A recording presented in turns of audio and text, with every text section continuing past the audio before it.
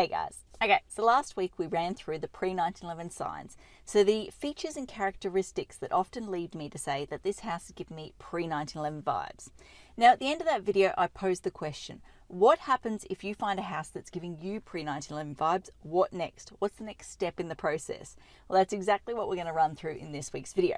The short answer is it depends on how involved you want to be. In short, there's three different pathways you can go down. The first pathway is just to go, nah, this is not for me. I don't have the time, the inclination, just cannot be bothered. And you hand it over to a historian or a heritage architect. Now, there are some great people out there that we can definitely recommend for you, and they will just take it and run with it for you. The second option is you take it the first few steps, and then if you need to, if you don't get the answer in those first few steps, you then pass it over to a historian or a heritage architect, which is what we do for our clients. So we go through some basic high-level sort of resources just to see in the off chance that we get the answer in that initial cursory check. And if not, we say to people, I'm sorry, we couldn't find the answer readily. You're going to have to engage an expert to be able to take it further.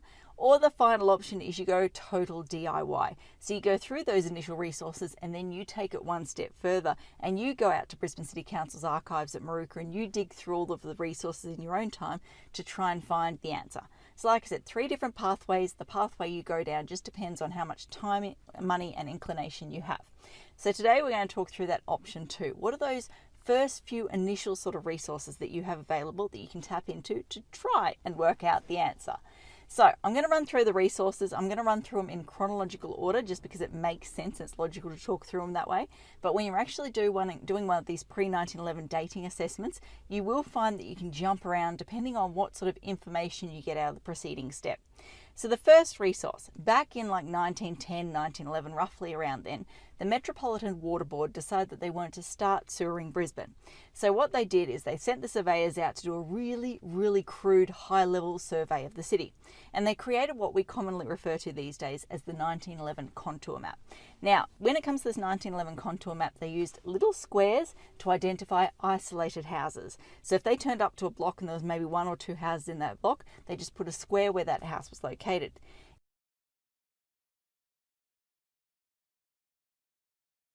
If they turned up to a block and there was a heap of houses, so the block was semi or fully developed at that point in time, they were just a little bit lazy.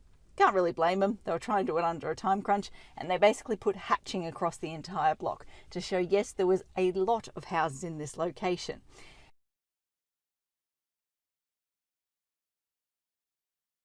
So what we do is we first dig up that 1911 contour plan, if it's available. Back in the day, areas like Sandgate, Shorncliffe, they weren't part of Brisbane. So unfortunately, much to my frustration, they aren't included in this 1911 contour image. But yeah, you get that image and you go and look and you firstly go, okay, was the street actually in existence? Was the street shown on this map? If it was, is there an isolated little square? If there was, okay, pretty much done deal. You got a pre-1911 house if that square matches up to where your house is. Or is there hatching? If you see hatching, okay, there's a very good chance your house is going to be pre-1911. If you see nothing there, you go, okay, great. Odds are it's not pre-1911. I do say odds are because human error comes into it. There's a few other factors there. And that's probably a point I should make with all of these resources. No one resource on its own is going to give you a definitive answer. It's just going to give you a balance of probabilities type outcome. So yeah, you look at that, you go, okay, do we have a match for an individual house? Do we have a match for a cluster of houses? Or do we have a match for no houses at all? Next step is to go and look at the postal records. So you've got we have access to the 1908, 1909, 1911, 1912 postal records. Few things you need to keep in mind. Firstly, I think the person went through the year before they were actually published. Don't quote me on that.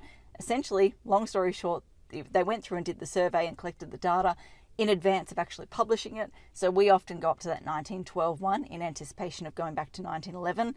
Go to the 1911 one in anticipation going to 1910, keeping in mind that the cutoff is pre-1911. Now, the next thing you need to keep in mind is, and most importantly, to be in the postal records, you firstly had to be at home at the time they came through doing the survey or the recording process, and you had to pay to be in the postal records. So if money was a little bit tight that year, or if you were off on holidays when they happened to come through, you wouldn't have been recorded in the postal records. So yeah, again, it's one of those resources you turn to try and collate a bit more information, but it's not going to give you a definitive answer. The most frustrating thing is, though, they didn't put house numbers next to the entries in the postal records. So you're basically looking at it to find the number of names in the book. as opposed to, oh, there's number 8, such and such street, etc., etc.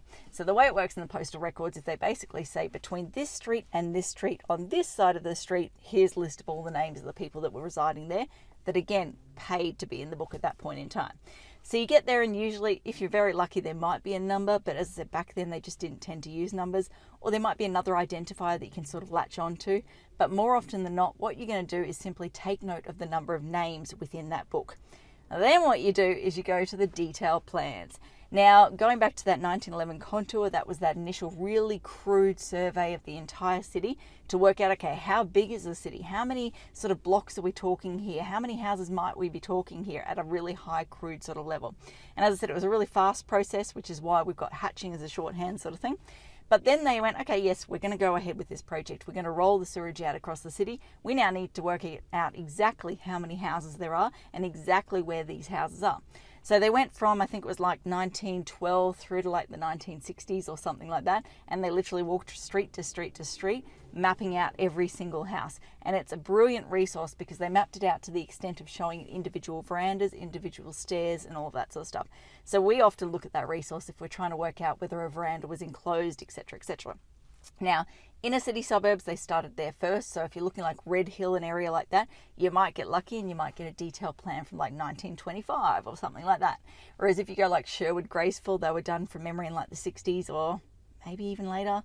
So yeah, unfortunately, they're not a great resource to turn to. And as time went on, they tended to get a little bit lazy, started to cut some corners, and you find you don't get the level of detail on the later plans that you did on the first ones. But anyway, back on track. Point is, what you do is you bring up the detail plan. If you're lucky, it's an early detail plan in terms of date, and you count how many houses are within those 2 streets on that side of the street. And then you go back and you match it up with the postal records. And then you start to get a bit of a picture coming together.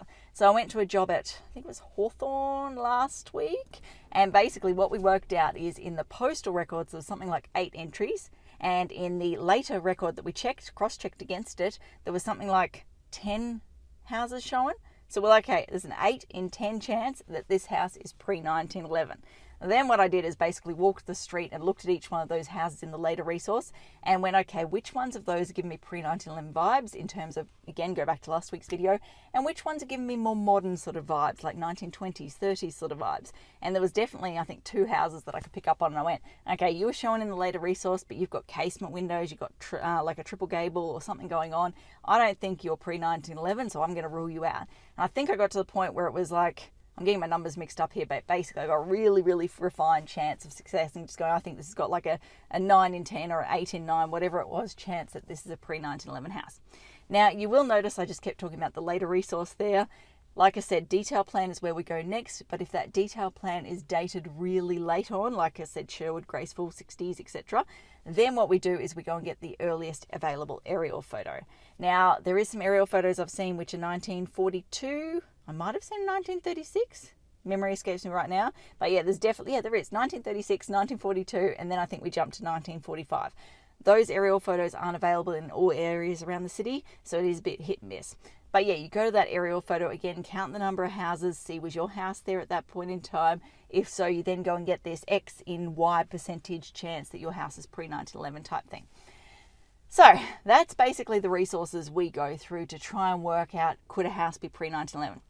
What are the next steps? Well, this is where, like I said, we hand it over to a historian or a heritage architect or expert there to take it further.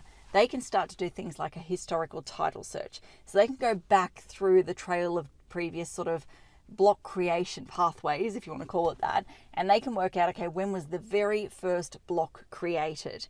Now, there is a bit of a risk that your property was the original like farmhouse type thing on the block, and therefore it predated the subdivision of the block.